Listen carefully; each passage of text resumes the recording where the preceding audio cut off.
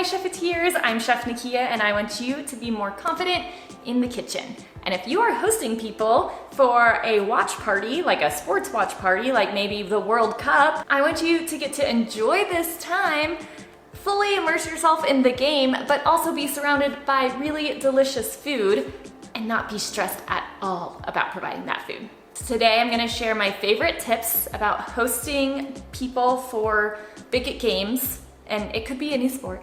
It's kind of the way you go about choosing which foods you are going to cook and tips to make sure that you have really delicious food, but it doesn't need to be constantly monitored, right? You can prepare it and then everyone can snack throughout the whole game and you get to watch that game, cheer your team on, and enjoy the food the same as everyone else.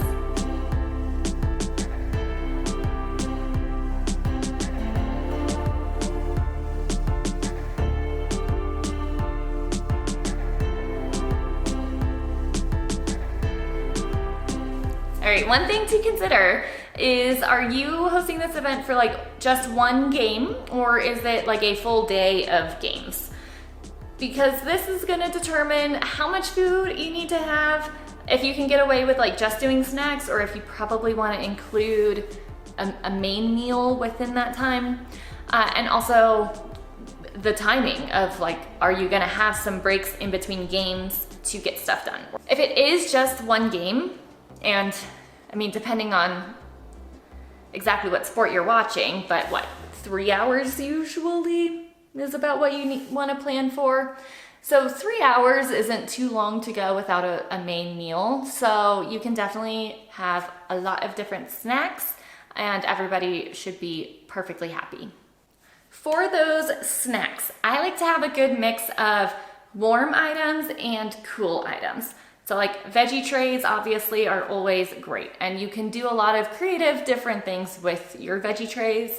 If you want to keep it super simple, you can do that.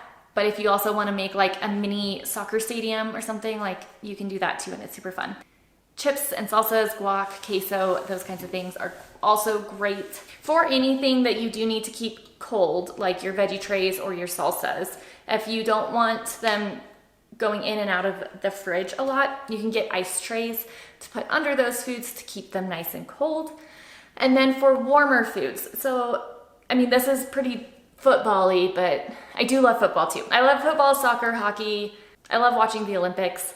Like, I will always be there for a great sporting event. But okay, buffalo chicken dip would be a great example of a warm snack that is yummy to eat throughout whatever game. Queso would be another thing you want to keep warm. Barbecue, like barbecue pulled pork or like carnitas pork. These are all examples of things that are great to keep warm in a crock pot. So definitely utilize your crock pots to help you keep your snacks warm for everybody to enjoy. And yes, some of those that I mentioned could kind of be rolled into a main meal too. So that works. You can also use your stovetop or your oven for a keeping warm type situation. So like we'll bake our nachos when we do nachos, and you can keep those in the oven a little extra time. You don't want to go too far or else that cheese is gonna get like too crispy and it gets kind of weird. Also, the grill. So if you are grilling like kebabs or something like that, you could keep your grill on low and very low or off, depending on exactly what it is. Close that lid and you can have a little pan of already cooked stuff that's just staying warm in the grill. If you do want to keep it on low, my tip for this is put the pan on the side of the grill that's off and then keep this other side, the burner, on low. And that will help prevent your food from drying out too much as it's staying warm. For more ideas, like specific ideas on dishes, I created this Game Day Bites page forever ago. So I'm gonna link it in the description below if you wanna go check out a lot of different snack. I have a couple drink ideas on there also, just to give you some inspiration. Some other great ways to find inspiration, especially during like the World Cup, is you could cook foods from the countries, from the teams that you're cheering on the most. You can also, of course, go to Pinterest and look up like cutesy sports snacks, and you're gonna get a lot of cute, crafty sort of things to do. Personally, that's not typically how I go with things, but maybe that is your style and maybe you can have a lot of fun. I typically go for like flavor over appearance, but that's just me. That's my opinion. You do you. Something else that I really like to do when having people over to watch a game is make it potluck style. So everybody gets to bring 1 or 2 dishes.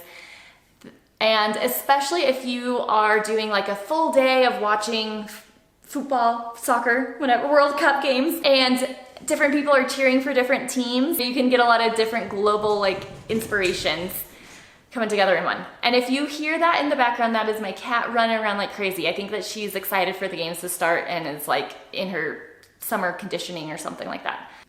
Potluck style definitely takes a lot of the stress off of you, and it allows everybody to bring some of their favorite foods. And especially with an event like the World Cup, where there are many days of many games going on that you get to enjoy, and you do have a group of friends who are getting together to watch, it can be so fun to easily pass it off on other people's houses. So everyone gets to host and everybody gets to bring dishes, even if they are not hosting. So if you are going to somebody's World Cup viewing party, bringing a dish, either bring something in a crock pot that needs to stay warm and that's pretty moist, or bring something cold and that's about the same texture.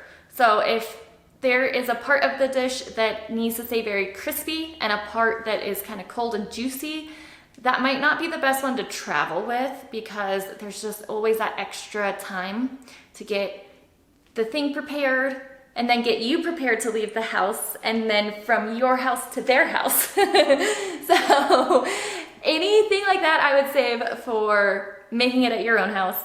And for the stuff that you are taking to a friend's home, choose those dishes that travel well and that are very like forgiving from a temperature standpoint. Now, I've mostly been talking about snacks and I'm mostly thinking about savory things, but you're probably also going to want desserts. So I do recommend any desserts that you do, just have them fully prepared before anybody gets there. Don't make anything that needs any last second prep to do. Cookies and little like bite-sized brownie bites, cake balls, that kind of stuff is so great because they can just be sitting out the whole time and people can eat them whenever they get a little sweet tooth. Also, because it's summertime, ice cream can be great, and so people can just pull that out of the freezer whenever they want some. If you are very much into the cute theme ideas and, you know, building a soccer stadium or whatever, a lot of times desserts can also be a really fun way to do that, because you can very easily dye icing to be whatever color you want it to be. So to carry through a theme, dessert can be a great opportunity to do that. But like I said before, I just recommend that it's something that is fully prepared ahead of time, because what you want to avoid is we're in the last like 3 minutes of a game and you have to choose between watching some of the end of the game or like finishing up a dessert so that it's ready for people, right? You just have it all ready at the beginning. You don't even have to think about it. Because missing the first 3 minutes of a game is very different than missing the last 3 minutes, right? So we definitely don't want to put ourselves in a situation where we might be sacrificing like that.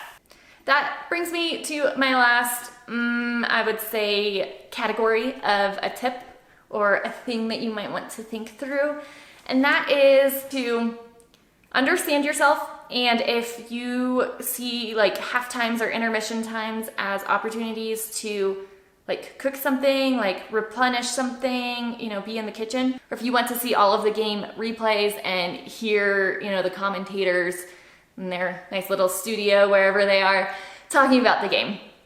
Because if you don't want to miss any of that, then you're gonna have, I mean, what are they usually, like 45-second commercial breaks here and there to maybe do a little bit, which isn't very much time. So you will really want to have everything prepped and ready to go.